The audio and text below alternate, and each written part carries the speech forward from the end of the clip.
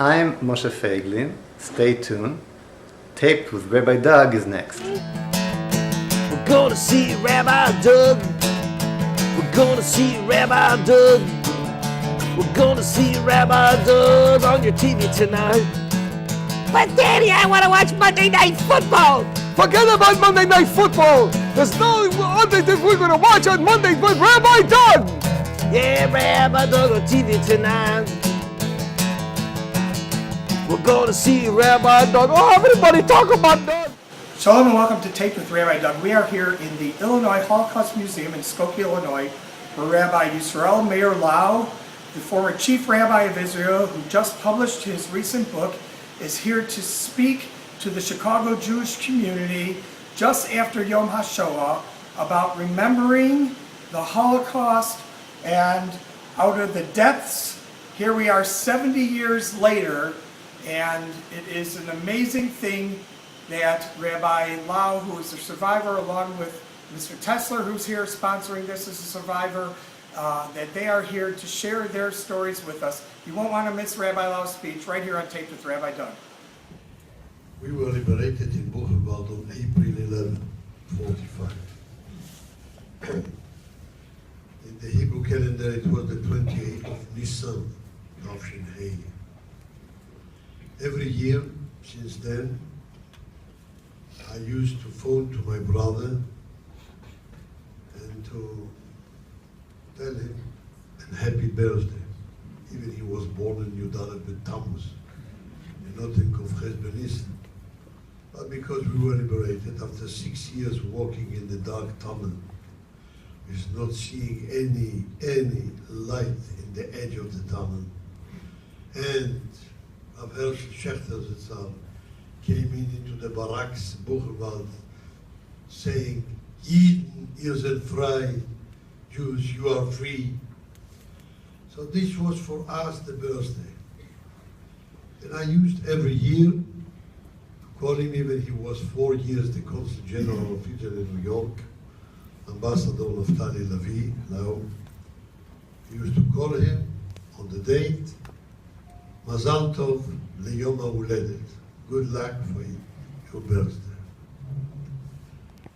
This is the first year I didn't have the chance to wish him a happy birthday because he passed away 2 weeks before Hanukkah.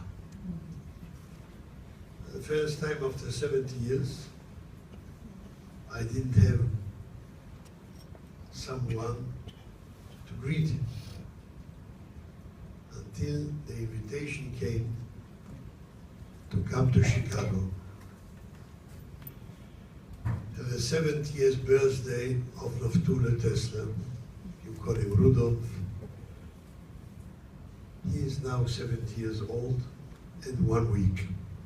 He was liberated on the 29th of April, somewhere near Dachau, not far from us. We were in East Germany, Buchenwald. He was in West Germany. It's the same Germany. 70 years. I said, I don't have my brother, but I have a good friend whom I know very many years. And I will go to Chicago for one night to say Mazel Tov Naftali and happy birthday.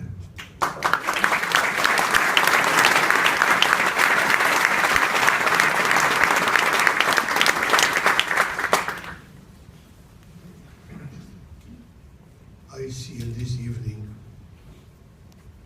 two main tasks. Number one, to thank the Master of Universe, Rabbi Shalom, for our survival. About Phila here, half an hour ago, in Mincha, asked me if to make a short Shmona Esrei or with Chazuras Hashatz, a long one, Mincha. I said to him, I have time. I wanted him to make a long Shmona Esrei.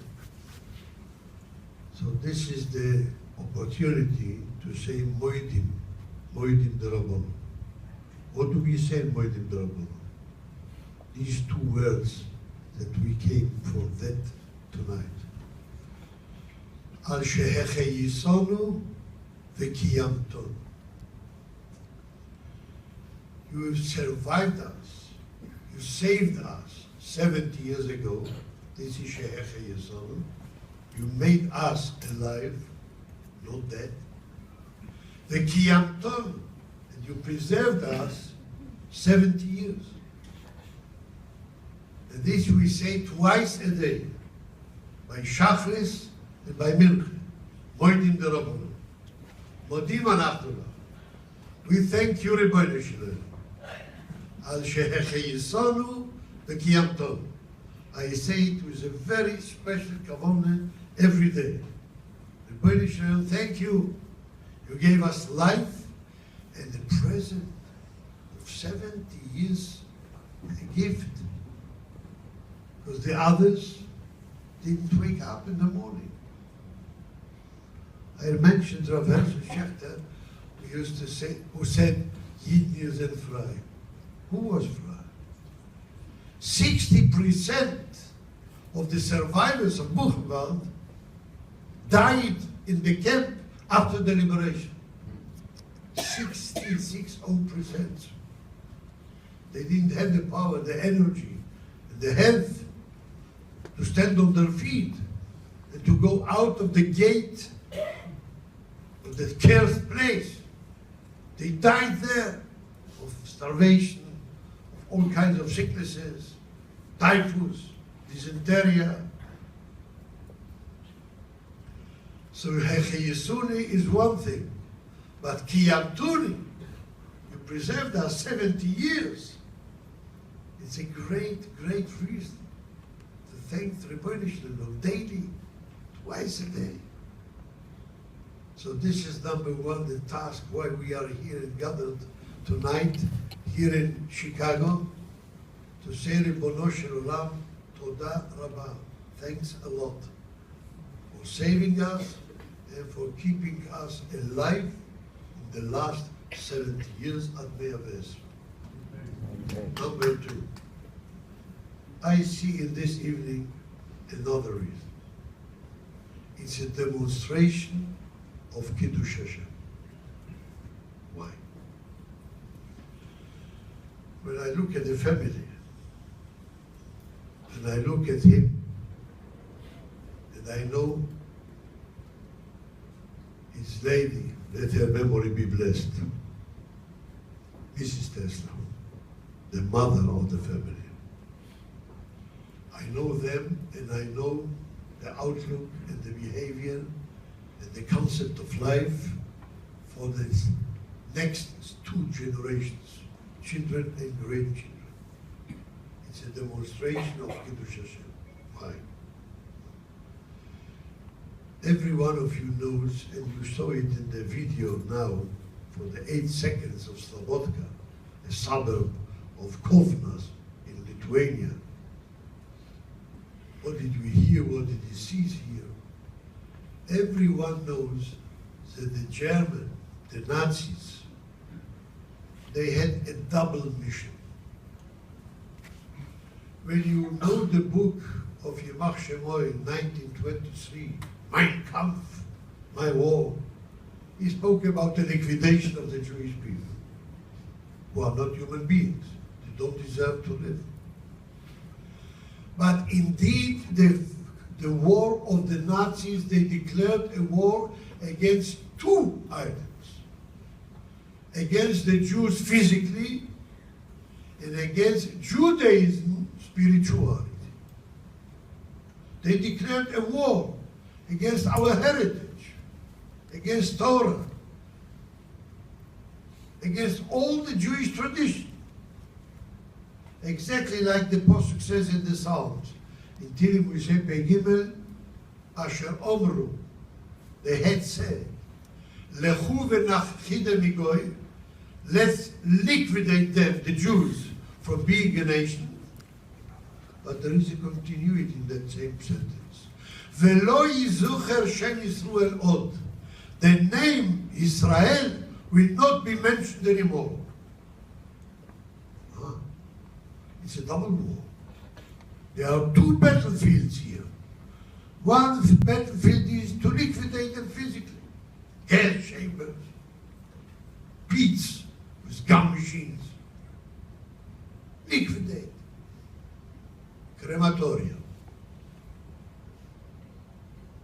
them, freezing them, starving them. 6 years with no medical treatment, but one injection. 6 years. Not a dentist.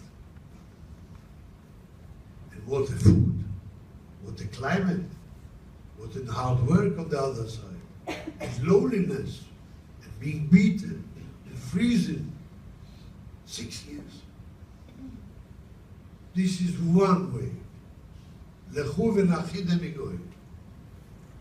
But the lo yizacher Shem Yisrael od, the name a Jew, Israel, will not be mentioned anymore. You can see the proof. What was the first real pogrom of the Nazis 10 months before World War II broke out? Kristallnacht. The night between the 8th to the 9th of November, 1938.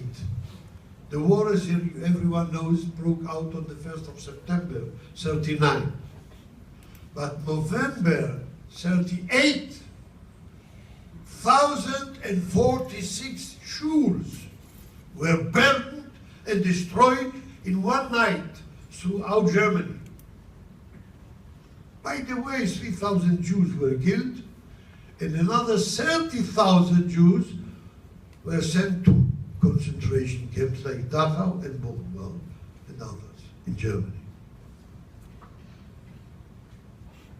They showed the world that the heart of the Jews is the synagogue. This is the center of their existence. This is the fundament of their survival. If we want to liquidate the Jews, we have to fight Judaism. And the center of Judaism is the shul, the synagogue. They burned the Torahs. They burned Chumoshim and Sidurim. They destroyed Yiddishkeit. This was their target. Lo yizacher Shem Yisrael od. We know that Israel is the initials of our fathers and mothers. The Yud of Israel is the first letter of Yitzchak and Yaakov. The Sin of Israel is Sarah. The Reish of Israel is Rivka and Rachel. The Aleph is Avraham, and the Lamed is for Leah. All the three fathers, patriarchs, and all the four mothers, Shlosha miyodea, Arba miyodea, they create the word Israel. They said, Lo yizacher Shem Yisrael. Forget about your fathers and mothers. Forget. We remember in the trains when the mother was pushed to the train, a capitalist train, before closing the doors, or at the selection in Gestapo, in Auschwitz, in Birkenau already. Mengele in Marsham was standing there with this finger, right or left, right or left. Died. The mother was sent to death. The children, they could work. They were on the other side. What were the last members? The last members. I am not believe that they said Zachor. I don't remember the word. Gedenk an du bist a Yid. Remember that you are a Jew. Yankele, Moishele, vergesst nicht, wer du bist. Don't forget who you are. Lerne das Zinten la Shabbos left. To light the candles of Shabbat to the daughters. These words of the last sentence, I can hear it in my very ears today. Last will was, gedenk an du bist a Yid, remember you are a Jew, sei a Mensch. Be a Mensch, a human being. How many times we have heard it? They said, Lo yizacher Shem Yisrael. What your fathers and your mother told you, it will not be remembered anymore. You must forget about it. So if we come here 70 years later, and the hundreds of people, friends, members of the community, here in Illinois, United States of America, across the ocean, 70 years later, come to praise a survivor, Arthur Tessner, as an example of one who won the battle in both battlefields. Physically, he's here with us. He made it. You have heard his speech. He made it. Chasdei Hashem, in favor of God. But not only he made it, he built a family. He built a future based on Jewish heritage, walking in the footsteps of the old fathers and mothers, the Zayders and the Bubbers. So this is, as I call it, a demonstration of Kiddush Hashem. I have no other expression for it. Mamish a demonstration. You did for us, we did for you. As he said, Ato Bechatuni.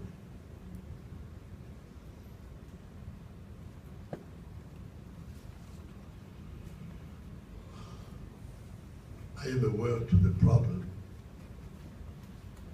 Mr. Hartman rose on the memory of the next generations, if they will remember Holocaust.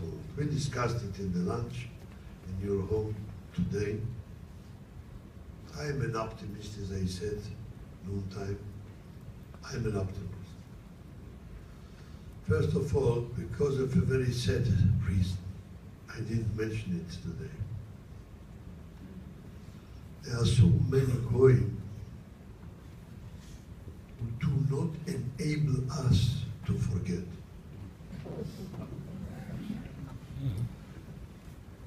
They remind us almost every day, Mr. Yid, you are Jewish. If 70 years after, you cannot walk in Paris in the street with a yarmulke who speaks about a Streimel or a Spodek, forget about it. You know, to enter the metro who speaks about tallis and film, like they were afraid in Slobodka. To wear that film, they had a special beret and hat to cover that film.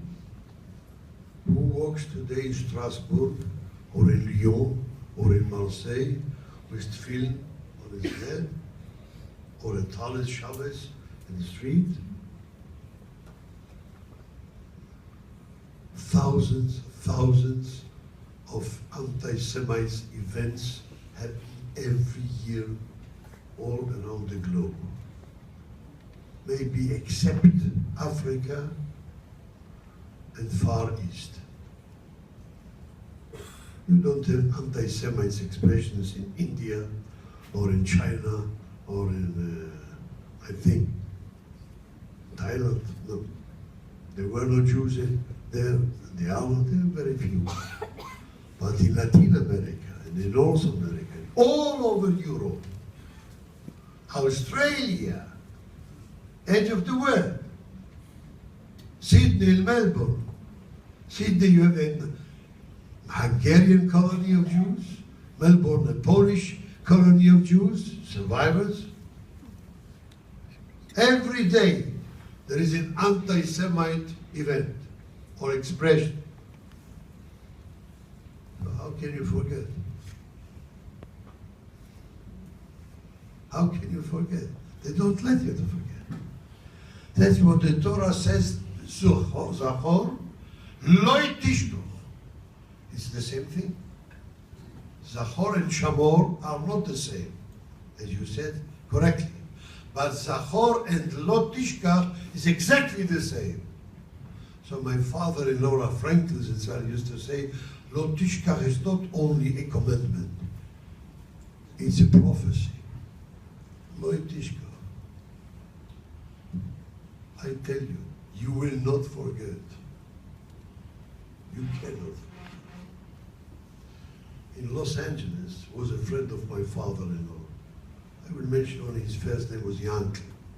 Very, very prosperous man, very successful in business, a survivor. From the same city in Poland, Lynchitz, of my father-in-law. My father-in-law knew that Yankee is a very prosperous man, very beloved in the community. When he met him at the airport, he was so thin, like a Muslim man, skin and bones. And the eyes were extinguished. No light, no happiness, no joy. Extinguished. He took him aside in the terminal yet. Said, Jan, bist nicht gesinnt? You are sick.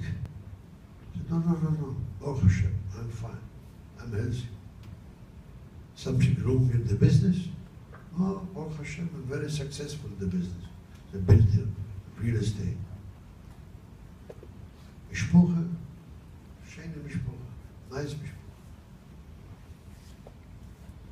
So, I see in your eyes that something happens to you. You suffer. Tell me the truth. Started to cry and tell them. My daughter, Mirone, was 12 years old when she died of starvation in my arms.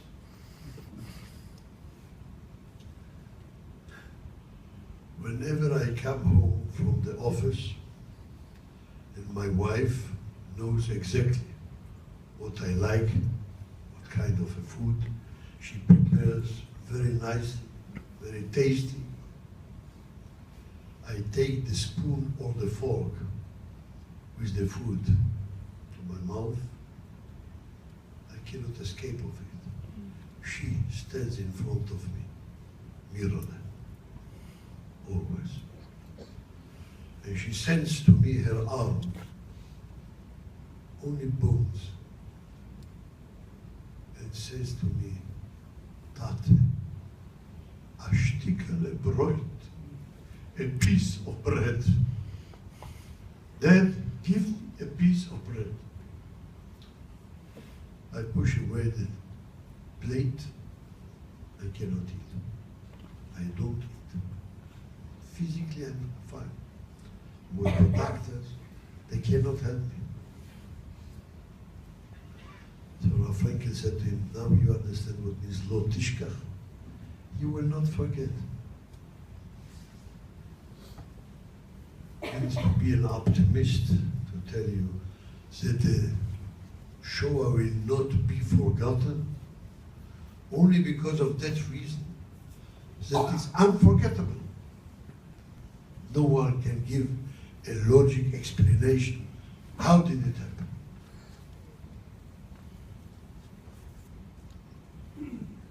Take the newspapers of the world. On the 10th of October 41, the day after Babi Yar, the journalists were there, in Kiev, not in the jungle, the capital city of Ukraine, taken 33,771 Jews, including babies, to a valley, to shoot them in gun machines, and to kill in 2 days between Rosh Hashanah and Yom Kippur.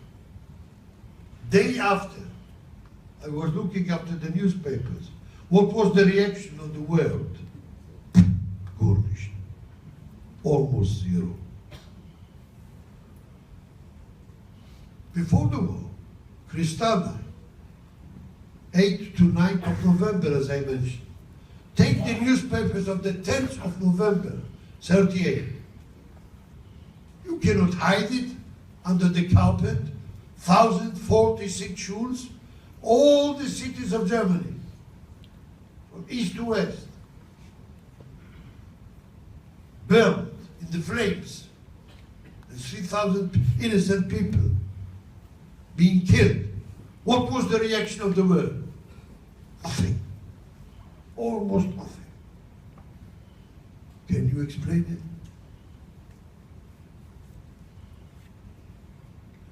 6,000 people died last week in Nepal. Thanks God. The world is aware. Israel sent people, doctors, planes, medicaments to offer medical treatment.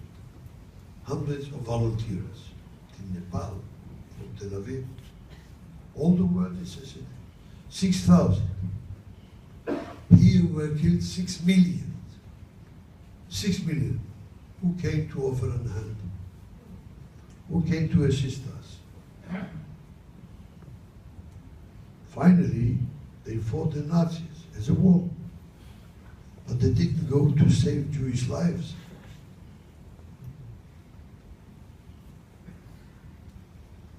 Does it make logic? And Germany itself. We gave them the Albert Einsteins, the Rothschilds. Without Rothschild, they would run bankrupt from the very first day. And all the doctors. Poland, who were the doctors? Who were the teachers? Janusz Korczaks, all the professors in the hospitals, Jewish. We saved their lives for 1,000 years. Jewish settlement in Poland took 1,000 years in history. We saved you 1,000 years.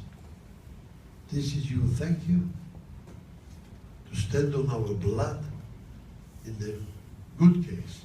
If not, to cooperate with our enemies. It's ununderstood. I don't believe that this is an event that can be forgotten. Cannot. Except that museums like this here, we are here in Illinois, we have museums almost all over the world, even in Japan, Tokyo. Beit Shalom is the name of the Jewish museum. Made by a non-Jew, a Japanese. Beit Shalom. This will not be forgotten. But we must emphasize what I said before. Our victory is not only by physical survival. Spiritual survival must be joining it. The Testas family is a very good example of what I mean. Very good. How to go on in the spirit of Judaism.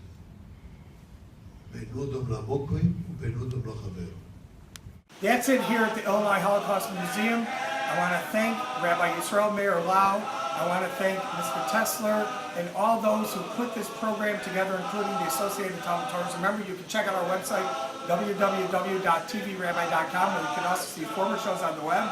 And if you want to email us, info@tvrabbi.com is the email address. Hope to see you next week, same time, same place, right here on Tape with Rabbi Doug. Shalom, everyone.